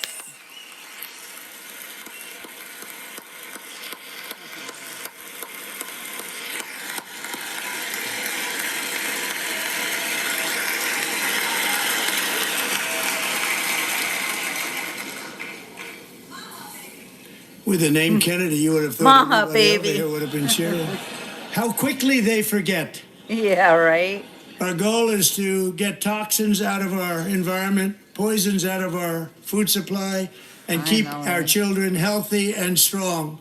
As an example, not long ago, and you can't even believe these numbers, 1 in 10,000 children had autism, 1 in 10,000. And now it's 1 in 36. It's terrible. There's something wrong. 1 in 36. Think of that. So we're going to find out what it is, and there's nobody better than Bobby and all of the people that are working with you. You have the best to figure out what is going on. The Dems are Bobby, so good luck. mad. It's a very important job. Thank you. Oh, the Dems hate it so much. RFK. Go, Bobby, go. Look out for our kids. My administration is also working to protect our children from toxic ideologies in our schools. Yes. A few years ago, January, Little John and her husband discovered that their daughter's school had secretly, socially transitioned their 13-year-old little girl. Teachers and administrators conspired to deceive January and her husband while encouraging her daughter to use a new name and pronouns. They, them pronoun, actually, all without telling January, who is here tonight and is now a courageous advocate against this form of child abuse. January, thank you. Thank you. Thank you very much. Good for you. Sorry they did that to your daughter. Terrible. Thank you. Stories like this are why, shortly after taking office, I signed an executive order banning public schools from indoctrinating our children with transgender ideology.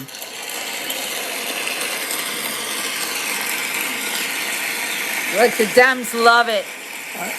They love the trannies. I also signed an order to cut off all taxpayer funding to any institution that engages in the sexual mutilation of our youth.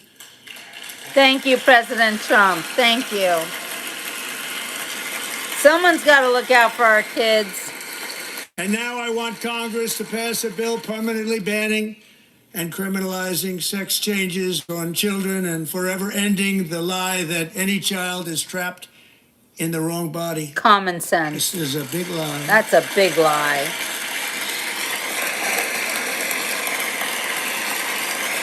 And our message to every child in America is that you are perfect exactly the way God made you. Amen. Oh, yeah.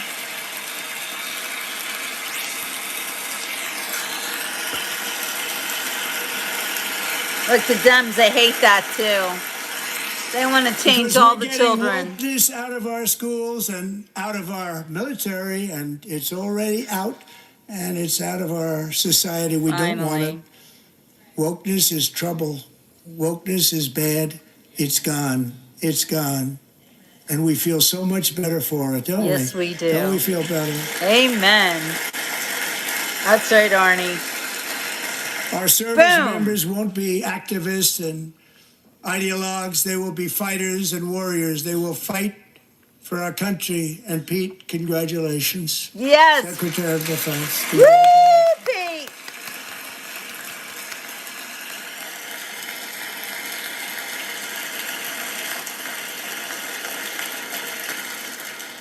And he's not big Good into luck, the Gloria. woke movement, I can tell you. I know him well.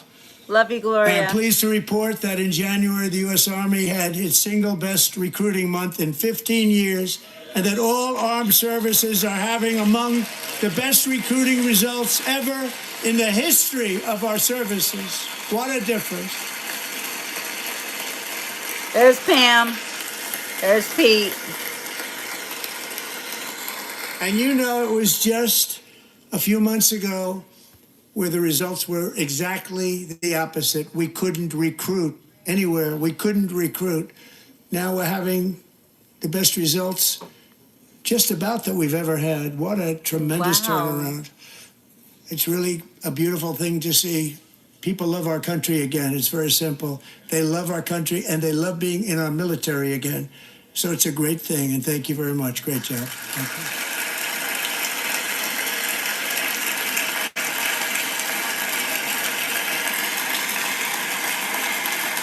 We're joined tonight by a young man, Jason Hartley, Hey, Tamara. who knows the weight of that call of duty.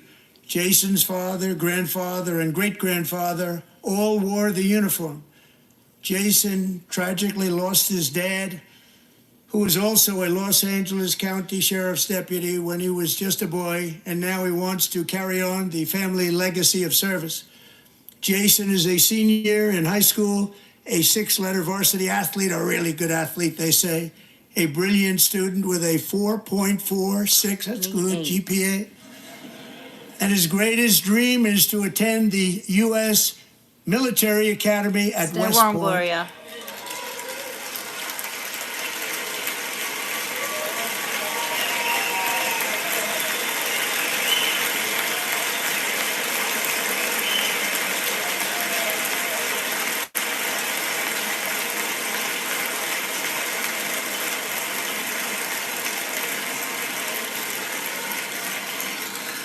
And Jason, that's a very big deal getting in. That's a hard one to get into. But I'm pleased to inform you that your application has been accepted. You will soon be joining the Corps of Cadets. Awesome.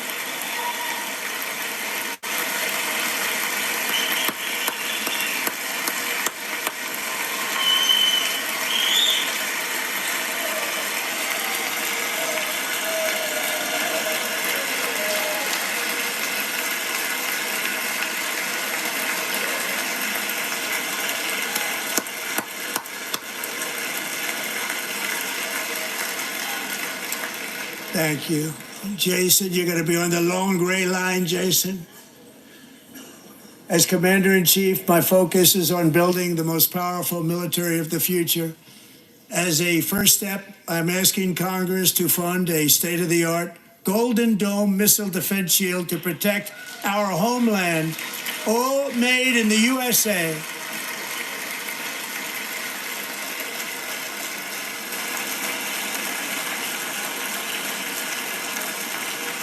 And Ronald Reagan wanted to do it long ago, but the technology just wasn't there, not even close. But now we have the technology. It's incredible, actually.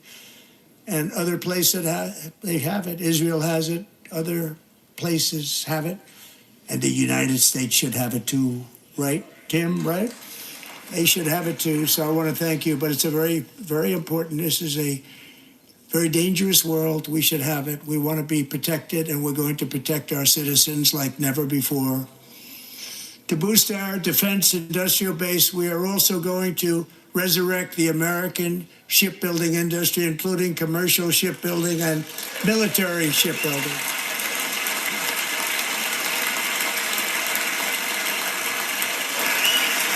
And for that purpose, I am announcing tonight that we will create a new Office of Shipbuilding in the White House and offer special tax incentives to bring this industry home to America where it belongs. We used to make so many ships. We don't make them anymore very much, but we're going to make them very fast, very soon. It will have a huge impact. Starship, you watching enhance this? our national security, my administration will be reclaiming the Panama Canal. Oh, and yeah. we've already started doing it. Hi, Tim.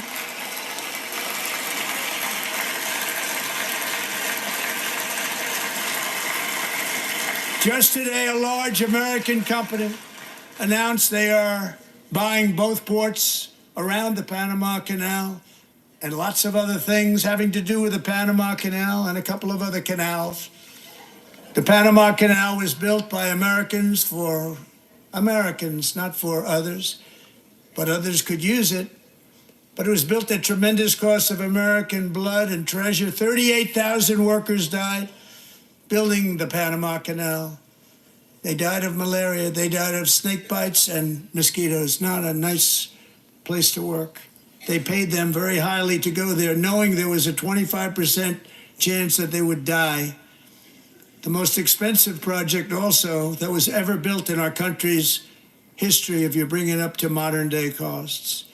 It was given away by the Carter administration for $1.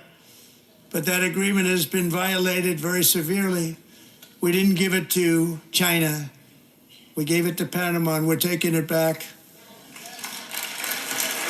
You guys, there's something in the news about the Panama Canal being bought by BlackRock.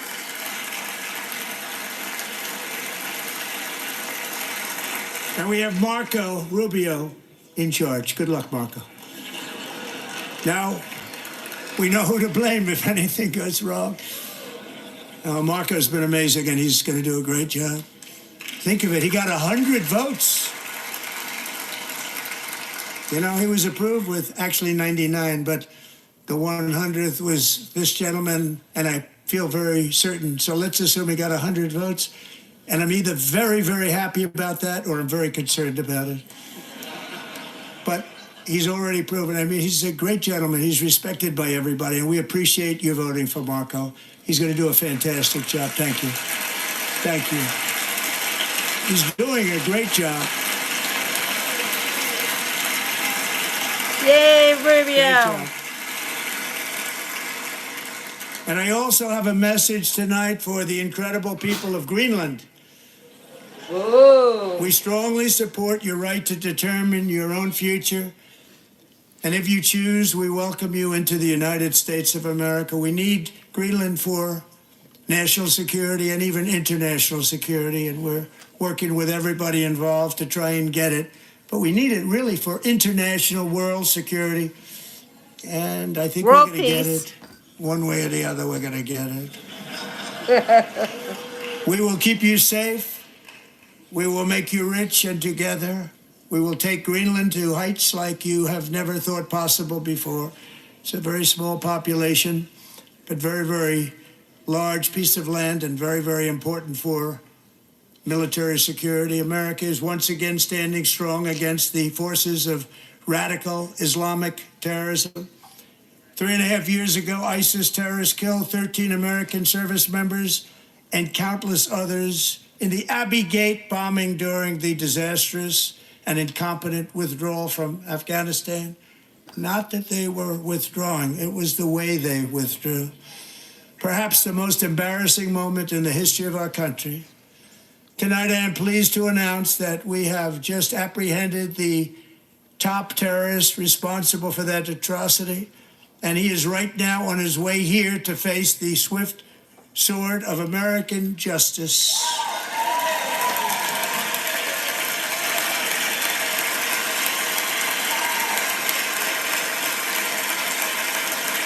Make America safe.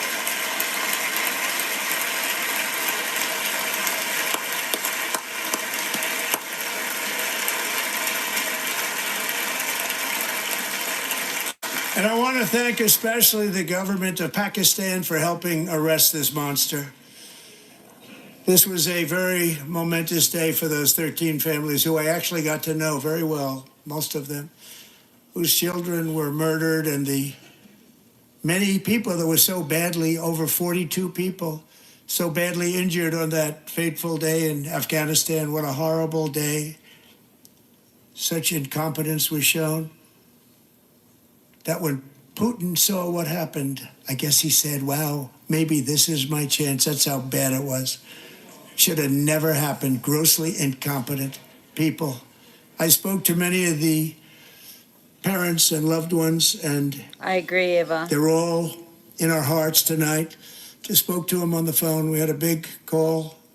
Every one of them called, and everybody was on the line, and they did nothing but cry with happiness. They were very happy, as happy as you can be under those circumstances. Their child, brother, sister, son, daughter was killed for no reason whatsoever. In the Middle East, we're bringing back our hostages from Gaza. In my first term, we achieved one of the most groundbreaking peace agreements in generations, the Abraham Accords.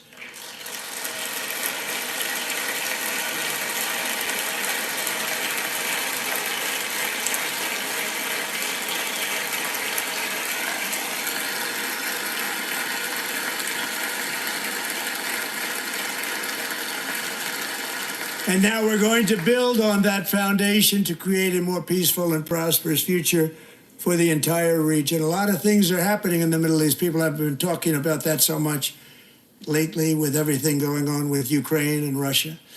But a lot of things are happening in the Middle East. It's a rough neighborhood, actually.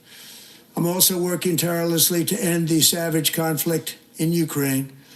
Millions of Ukrainians and Russians have been needlessly killed or wounded in this horrific and brutal conflict with no end in sight. The United States has sent hundreds of billions of dollars to support Ukraine's defense with no security, with no anything.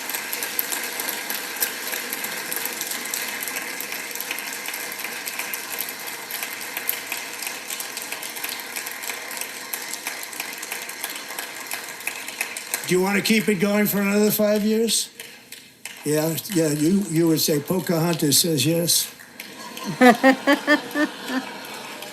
Oh, dancing like that. Ooh. Urgh. Boo. 2,000 people are being killed every single week. More than that. They're Russian young people. They're Ukrainian young people. They're not Americans, but I want it to stop. Meanwhile, Europe has sadly spent more money buying Russian oil and gas than they have spent on defending Ukraine, by far. Think of that. They've spent more buying Russian oil and gas than they have defending. And we've spent perhaps $350 billion, like taking candy from a baby. That's what happened. And they've spent $100 billion. What a difference that is. And we have an ocean separating us, and they don't. But we're getting along very well with them, and lots of good things are happening. Biden has authorized more money in this fight than Europe has spent by billions and billions of dollars. It's hard to believe that they wouldn't have stopped it and said at some point, come on, let's equalize. You got to be equal to us. But that didn't happen. Earlier today, I received an important letter from President Zelensky of Ukraine. The letter reads, Ukraine is ready to come to the negotiating table as soon as possible to bring lasting peace closer. Nobody wants peace more than the Ukrainians, he said. My team and I stand ready to work under President Trump's strong leadership to get a peace that lasts. We do really value how much America has done to help Ukraine maintain its sovereignty and independence. Regarding the agreement on minerals and security, Ukraine is ready to sign it at any time that is convenient for you. I appreciate that he sent this letter, just got it a little while ago. Simultaneously, we've had serious discussions with Russia and have received strong signals that they are ready for peace. Beautiful. Wouldn't that be beautiful? Yes. Wouldn't that be beautiful? I said beautiful right before he did. It is a beautiful thing.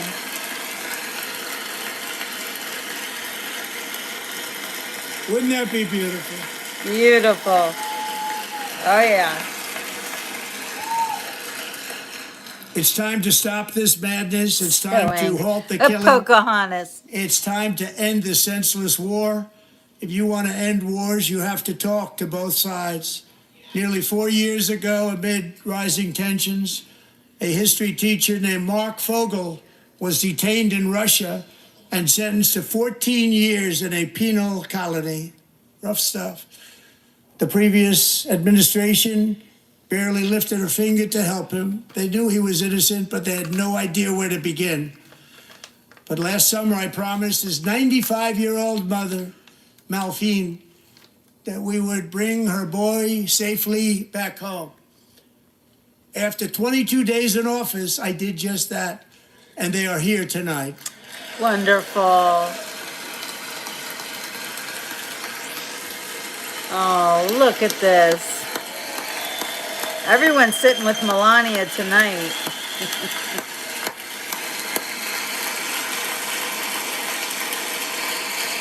That's right, Democrat warmongers indeed, Arnie. Oh, that's beautiful. Aww. Real Americans right there. That's beautiful. To Mark and his great mom, we are delighted to have you safe and sound and with us. Yes. As fate would have it, Mark Fogel was born in a small rural town in Butler, Pennsylvania. Have you heard of it? Where his mother has lived for the past 78 years. Wow. I just happened to go there last July 13th for a rally. You sure did. That was not pleasant. Oh. Oh. And that is where I met his beautiful mom right before I walked onto that stage. Wow. And I told her I would not forget what she said about her son. And I never did I? Never forgot. Less than 10 minutes later, at that same rally, gunfire rang out, and a sick and deranged assassin unloaded 8 bullets from his sniper's perch into a crowd of many thousands of people. My life was saved by a fraction of an inch, but some were not so lucky. Corey Comparator was a firefighter, a veteran, a Christian, a husband, a devoted father, I'm gonna cry and above again. all, a protector. When the sound of gunshots pierced the air, it was a horrible It sound. was horrible. Corey knew instantly what it was and what to do. He threw himself on top of his wife and daughters and shielded them from the bullets with his own body. Corey was God hit bless you, really Corey. hard. You know the story from there. He sacrificed his life to save theirs. 2 others, very fine people, were also seriously hit.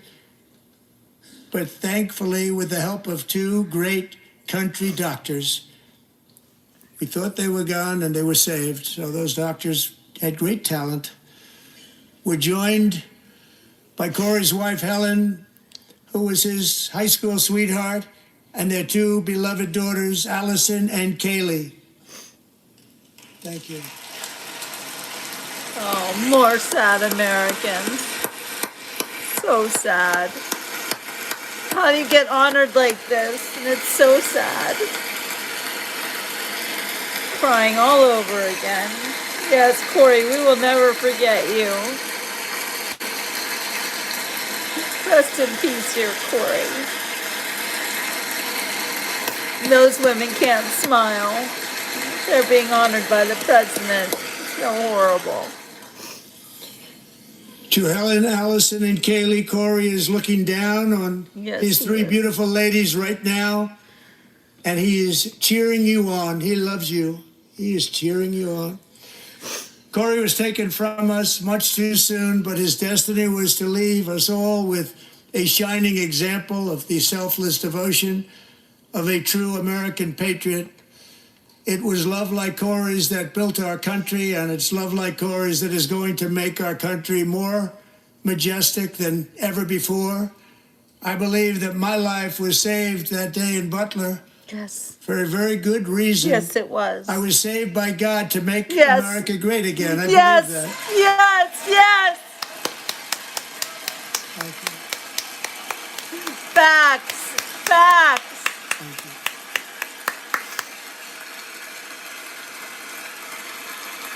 Oh my God. Thank you. Look at those horrible Democrats.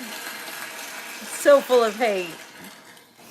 Thank you very much. From the patriots of Lexington and Concord to the heroes of Gettysburg and Normandy, from the warriors who crossed the Delaware to the trailblazers who climbed the Rockies, and from the legends who soared at Kitty Hawk to the astronauts who touched the moon, Americans have always been the people who defied all odds, transcended all dangers, made the most extraordinary sacrifices, and did whatever it took to defend our children, our country, and our freedom.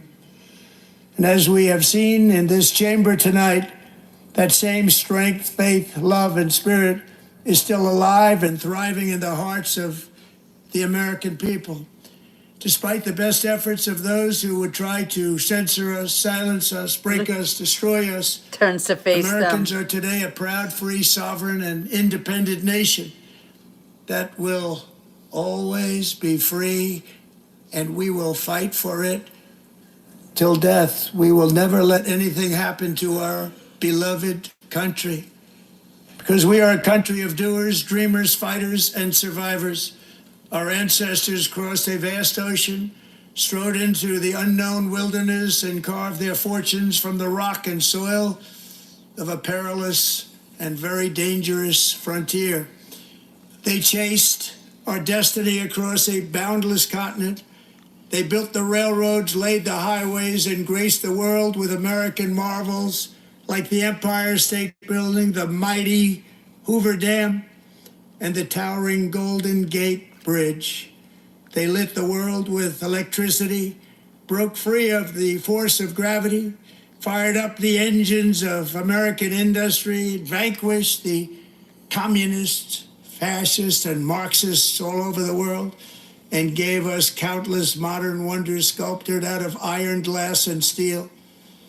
We stand on the shoulders of these pioneers who won and built the modern age, these workers who poured their sweat into the skylines of our cities, these warriors who shed their blood on fields of battle and gave everything they had for our rights and for our freedom. Now it is our time to take up the righteous cause of American liberty.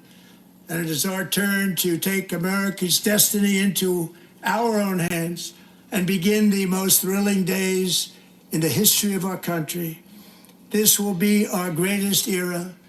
With God's help, over the next 4 years, we are going to lead this nation even higher, and we are going to forge the freest, most advanced, most dynamic, and most dominant civilization ever to exist on the face of this earth. We are going to create the highest quality of life, build the safest and wealthiest and healthiest and most vital communities anywhere in the world. We are going to conquer the vast frontiers of science, and we are going to lead humanity into space and plant the American flag on the planet Mars and even far beyond.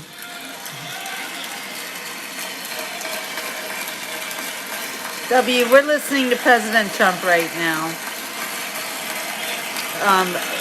What we think about the tariff war is that if you can't beat us, join us. That's all I have to say about that. And through it all, we are going to rediscover the unstoppable power of the American spirit. And we are going to renew unlimited promise of the American dream. Every single day, we will stand up and we will fight, fight, fight for the country our citizens believe in. Fight, fight, for the fight. country our people Woo! deserve.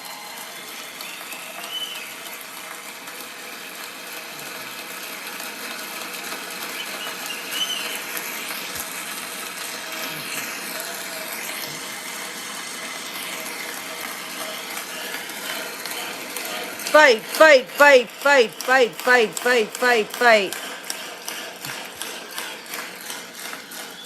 My fellow Americans, get ready for an incredible future, because the golden age of America has only just begun. It will be like nothing that has ever been seen before. Thank you, God bless you, and God bless America. God bless America. God bless President Trump. Woo!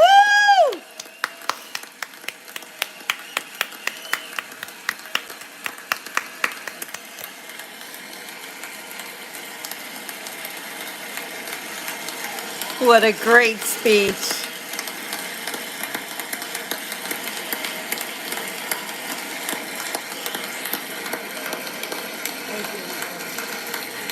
Thank you, President Trump.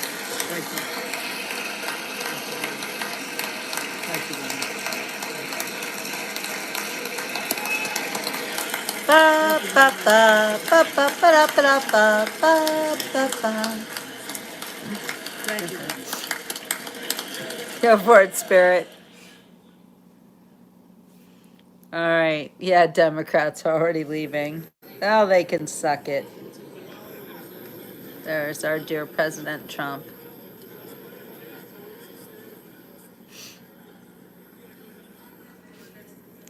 Sorry, not sorry.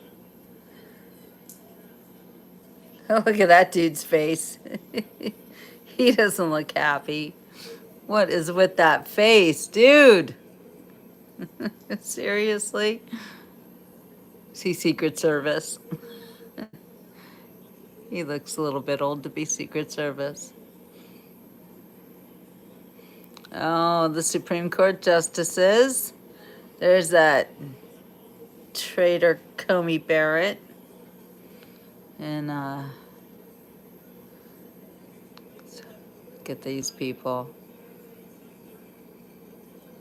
Oompa Loompa. Indeed.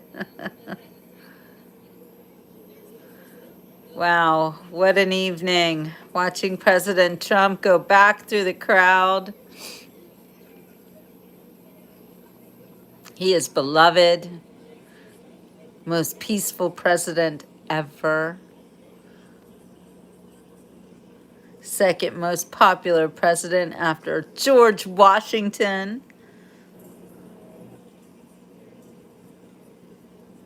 Yes, we Americans have been paying very high tariffs on Canadian goods, and Justin Trudeau, a puppet in his own right, can suck it. Because if America thinks that we need Canadian goods, you are wrong. And if you want to join us, you will never beat us. So, just saying. We'll take the 51st state. We're good with it, Holly. Yeah, Canadians. They think they're a little bit more important than they really are. I would not agree, Silence. Theodore Roosevelt is definitely not the most beloved. I'm glad you don't like Trudeau either, W. I'm sure if you are a true Canadian, you have been definitely used and abused by your prime minister. And I agree with that spirit. It was started long ago and was an operation of the deep state.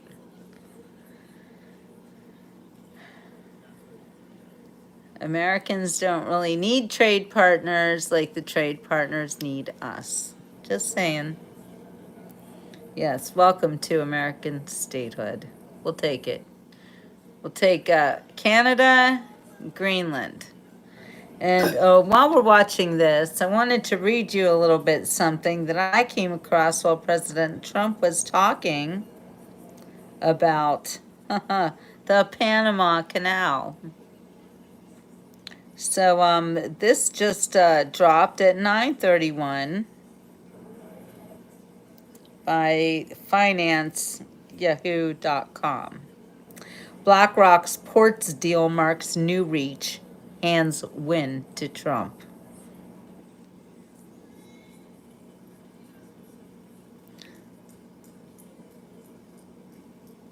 BlackRock Incorporated led one of the biggest acquisitions of the year in a deal that marked both the firm's expanded reach and infrastructure and a win for U.S. President Donald Trump, who had raised concerns over control of key ports near the Panama Canal.